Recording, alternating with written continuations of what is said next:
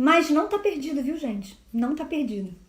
Porque o seu pai, certamente, a sua mãe, ele deu o melhor que ele pôde te dar. E provavelmente ele te deu isso, por quê? Porque ele recebeu isso também. Isso foi o que ele recebeu. Ele não pôde te dar outra coisa. Essa é a arte da imperfeição.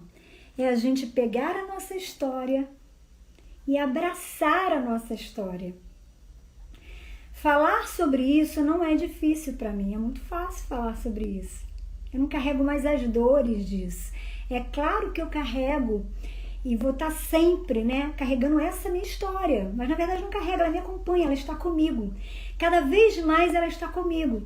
Porque eu passei durante muitos anos tendo vergonha de ser o que eu sou, de falar tão rápido como eu falo, de ser tão agitada assim como eu sou. E eu nunca vi o lado bom disso, de ser intensa, de fazer as coisas acontecerem, de ser alegre, de ser divertida às vezes. E eu fui ouvindo aquelas vozes, de vez em quando, todos nós passamos por momentos difíceis na vida. E eu tenho certeza que todos vocês aqui já passaram por momentos despertadores na vida. O que são momentos despertadores? Momentos despertadores são aqueles momentos onde você é jogado contra a parede. Onde você é chamado para ser quem você é, para saber a sua própria verdade, onde você tem que sair da sua zona de conforto e arriscar a ser o que você é. Às vezes a gente passa isso num divórcio, numa perda de um familiar, num momento de uma grande frustração ou de uma enorme felicidade. Enfim, as coisas negativas, elas estão sempre de uma forma ou de outra, acaba nos marcando, Nós temos essa cultura de valorizar aquilo que não é positivo. Despertar é sempre muito duro, mas ele é necessário. Isso aí, Mayara, é necessário. A gente dorme e acorda. E eu tenho a impressão que na maioria das vezes a gente acorda, mas a gente não desperta para a vida. A gente não desperta para o que a gente precisa despertar. E isso não acontece, gente, no momento da vida. São vários momentos da vida. Vocês terão vários momentos da vida onde irão ser despertados, irão ser chamados para o despertamento. A arte da imperfeição é a arte de ser o que se é. Eu cresci num contexto onde eu tive tudo para ser perfeccionista. E sou, de certa forma, faz parte de mim. Só que eu já não sofro mais com isso como eu sofria. Cada vez eu vou administrando isso melhor. E a gente vai aprendendo, é um aprendizado, é um processo. É um processo. Porque nós temos características pessoais, cada um tem a sua. Então, o primeiro passo na vida é parar de bancar querer ser perfeito, porque a gente não é perfeito. Agora, seja o que você é, seja o que você é. É interessante que nesses dias, quando eu tenho começado a falar, começado a me expor, e isso é uma coisa difícil, falar publicamente não é uma coisa tão agradável, não é tão fácil. Então, a gente entende o quê? Que em muitos momentos da vida, o que a gente entende por bombardeio, por pressão, por sofrimento e por dor, não é necessariamente um sofrimento. A dor nem sempre vai ser um sofrimento, é um aprendizado e é uma grande oportunidade para a gente ver, honrar a nossa história, entender, compreender quem foram nossos pais, quem eles são, quem nós somos, por que somos o que somos.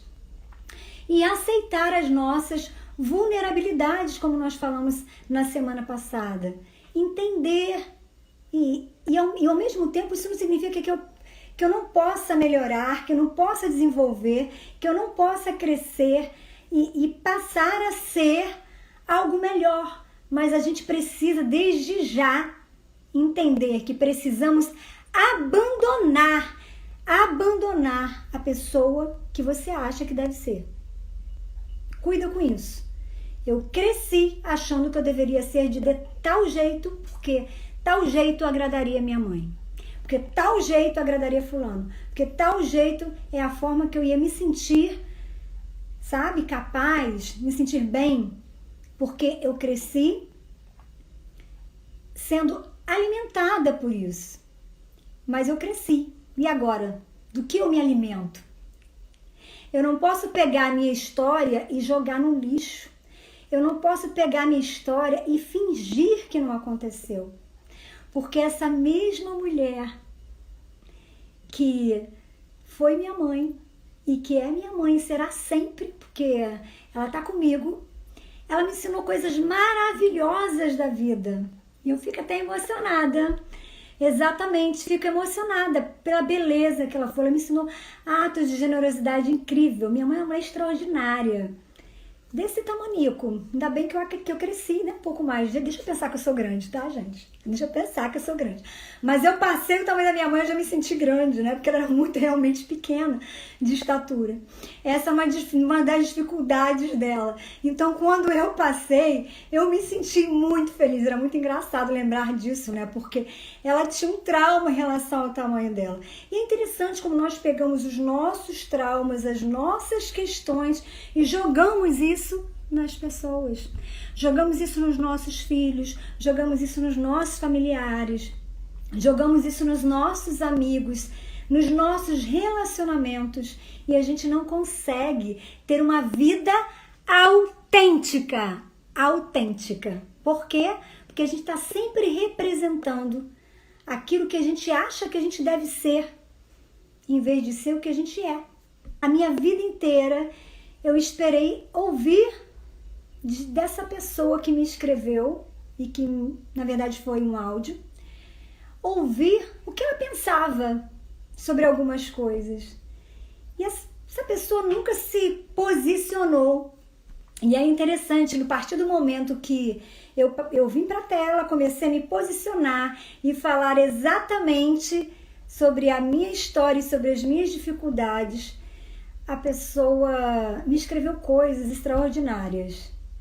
Mas eu achei tão interessante que eu esperei tantos anos e a pessoa falou assim: acho que você deve se posicionar mais politicamente, porque você não se posiciona politicamente.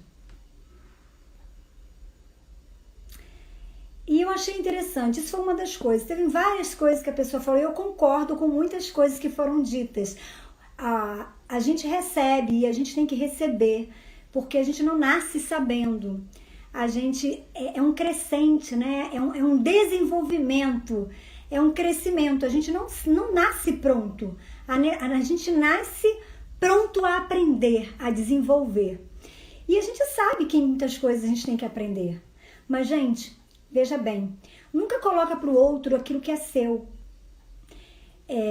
Independente de qualquer coisa, a minha postura pessoal é não ter que me posicionar realmente politicamente, porque eu não entendo que esse seja o meu papel aqui como uma profissional da psicologia. É claro que eu sou cidadã e é claro que eu tenho os meus pensamentos sobre tudo que nós estamos passando e sobre tudo que nós estamos vivendo, mas eu entendo que a gente já está tão assim cansado, né? A gente já está tão desanimado, a gente já está ouvindo tanta política, tanto disse-me-disse, tanto achismo, tanto isso ou tanto aquilo, que a gente já não aguenta mais. Quando a gente coloca assim uma live que vai falar sobre psicologia, a gente quer ouvir um pouco ali sobre relação, sobre a própria psicologia, sobre a ciência.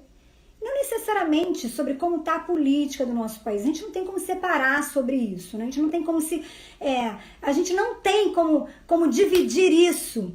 A gente não tem como dividir isso. Faz parte. A vida é política, o mundo é político, enfim. Mas a gente pode se cuidar para exatamente cuidar com o que você vai exercer, com o que você vai falar. Principalmente quando nós estamos num momento de muitas mudanças, muitas transições.